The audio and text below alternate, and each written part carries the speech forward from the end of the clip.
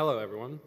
I'm my name's Kara Holbeck, and I had the honor of being your guys' senior class president this year, and also the honor of being the least decorated class president in history. Yeah, no special chords for me, but it's okay. I'll just shut up and start talking. If you're fortunate enough to have your mom here, thank her, hug her, or tell her how much you love her. If you're fortunate enough to have your dad here, express your gratitude for him. They drove you to practice. They encouraged you when you doubted yourself. They let you go to school wearing unmatched socks, because that's what you really wanted to do. They let you struggle, knowing that you'd grow as a human being and that the support was always there when you needed it. Be thankful. You couldn't have done it without them. Be thankful for the clothes on your back and the shoes on your feet. Be thankful for having a roof over your head and a full stomach every night. Be thankful for their undying support. Some people aren't as fortunate or as blessed to have someone here who has undying love and support for them. And my heart goes out to those people. Don't take your loved ones for granted. I beg you. All of us will experience obstacles as we go forward in our lives. Many different mountains, some of which we feel that we won't be able to climb, at least not as easily. Life may get a little chaotic, but there's beauty in everything, even chaos. If you know a thing or two about me, you know that grief is a very important part of my life. The power of grief is a defining factor of who I am today. I have always believed that grief is a beautiful thing. Grief is one of, if not the most, painful, crippling, and paralyzing eternal feelings a human can fathom. It's simply the profound bond and love for a human that can no longer be channeled towards that individual. When faced with grief, you have two options. Either the situation will drive you to become your best self, or it could send you down a devastating path. The heartbreaking thought of they will never see me become this or that is constantly in the back of your head. Grief would not exist if love was not so persevering. I myself have experienced more than the average 18-year-old. I lost my dad when I was 8, turning 9. He struggled with addiction, anxiety, and depression. I wish he was here today. I always thought that losing a parent was the worst thing that was ever going to happen to me, and I revolved my entire personality around it. However, I was still young at the time and not emotionally developed, until I faced yet another mountain that I couldn't climb. In the middle of our junior year, my dad walked into my room. He told me the news that would change the course of my life forever. My grandfather, Michael Swisher, had committed suicide at the age of 65 years old. That drove me to a very low point, lower than I could even fathom. And it had me constantly asking the same question over and over and over and over again. Why? Why didn't you get help? Why would you leave our family like this? Why am I supposed to experience this again? Sometimes the saddest, most depressed people try their absolute hardest to make people happy because they know what it feels like to be absolutely worthless, and they don't want anyone else to feel that way. The sad thing is, many people feel that they need to put on a mask to hide their vulnerability. In 2024, the AFS estimated that around 720 people committed suicide in the US alone, In 2025, there are 445,000 people who have already taken their own lives. During my speech, 10 people in the US will take their own lives. 78% of those people are men, and 52% of those people used a gun. My grandfather was one of those people. The bullet that exited the chamber that day landed right in the center of my heart. However, I wouldn't even be alive in front of all of you if it wasn't for my grandfather. When I was 2 years old, me and my siblings were swimming over at my grandparents' pool, and me being the smart 2-year-old that I was, I escaped my mom's sight and I decided to hop in the pool because my feet were hot.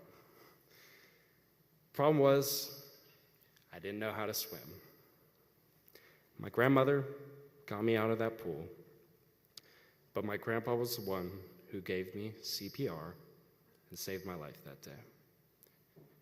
Not only did he save my life physically, but he also saved my life mentally and emotionally. He was one of the most intelligent human beings who I've ever been around. And no, I'm not saying that out of grief and respect. I'm saying that coming from the bottom of my heart. He would drop in little lessons as we went fishing. He taught me how to captain a boat, or when we were watching our favorite show, Ted Lasso. One time, on our way to a South Point car show, we were talking about life, and he was a very successful man, and I asked him, I was like, how do you do it? And he told me it was that relationships and connections are the most important thing that any of us around here are going to experience as human beings. And I asked him, I said, well, gee, how are you so good at building relationships? What he told me next has forever stuck in the back of my head. Hate has 4 letters, but so does love. Enemies has 7 letters, but so does friends. Lying has 5 letters, but so does truth. Failure has 7 letters, but so does success. Cry has 3 letters, but so does joy. And negativity has 10 letters, but so does positivity. You'll always have a choice, so choose the better side of it. Losing what feels like everything can be one of life's most valuable lessons. It teaches you a lot, and I'd like to say that I've learned a lot about myself and other people over the past year, especially about the importance of other people. Loss and grief teach you to better understand and respect what others may be going through. It teaches you not to take anything for granted, nor anyone for granted. And it teaches you the value of value. I remember the last time I saw my grandfather. It was the Super Bowl of last year. And I remember looking into his eyes, and I'll never forget what happened the next. I was leaving their house, and I turned around, and he was one of those people who was like, oh yeah, you don't need to say I love you all the time. Like, just one of those people. And so as I'm leaving, for some reason, there was a voice in the back of my head that told me that would be the last time I ever saw him. And I believed it. I looked him square in the eyes, and I said, I love you, G. Never forget that. And I gave him the tightest, longest hug I ever had. He told me, I love you too, Carter. And I never saw him again. There are people in our lifetime who we will meet who are extraordinary. We understand it when they're here, but when we lose them, the loss is never really fulfilled. We cope and try to always remember to keep that spirit alive within us. The ability to naturally heal over time is a gift to humanity beyond human comprehension. A year ago, if you were to tell me that I was able to speak like this about my grandfather in front of thousands of people, I would have thought you were insane. I would have thought you were insane due to the fact that I couldn't even compose sentences at my grandfather's funeral because the tears running down my face were far too overbearing. Life has unpredictable obstacles coming your way, mountains you won't be able to climb, and tests that will seem impossible to pass. Maintaining a positive outlook combined with unwavering motivation will help you overcome the curveballs that life has to throw at you. It can be so hard to make every second count when facing these challenges, believe me. However, don't take anything in life for granted. There is beauty in chaos, no matter what it may be. There's someone out there who has it worse than you. Everything happens for a reason. If you don't look in deep in life, you'll never find the deep, meaningful things that life has to offer. Like Joe Von Scott once said, existence could be beautiful or it could be ugly, but that's on you to decide. Some days, doing the best we can may still fall short of what we'd like to be able to do. But life isn't perfect in any way. And doing what we can with what we have is the most we should expect out of ourselves or anyone else. Your value doesn't decrease just because of someone's inability to see your worth, even if that person is you. Thank you to all of the class of 2025, friends, parents, teachers, and family members for being here today. Thank you to Mr. Bastos, Mrs. Price, Dr. Pavlik, and Talia Lozar for all going out of your way to help me with this speech. No, the purpose of the speech wasn't to make you laugh or to make you cry, but it was to make you think. But not just to think, but to rethink.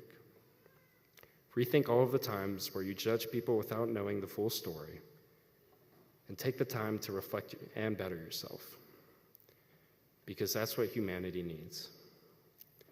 Like I said before, my grandfather and I's favorite show to watch together was Ted Lasso. Here's a quote from the show that has always stuck with me.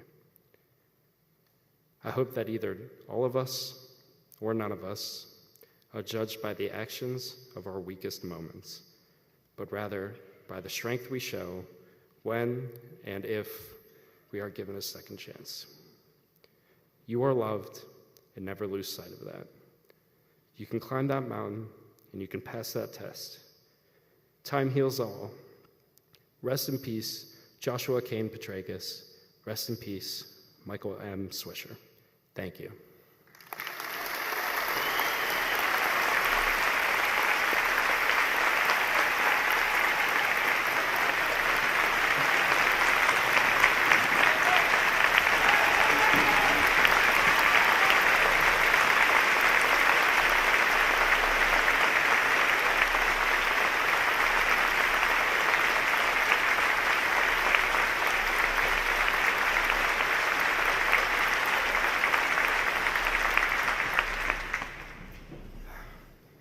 Thank you very much.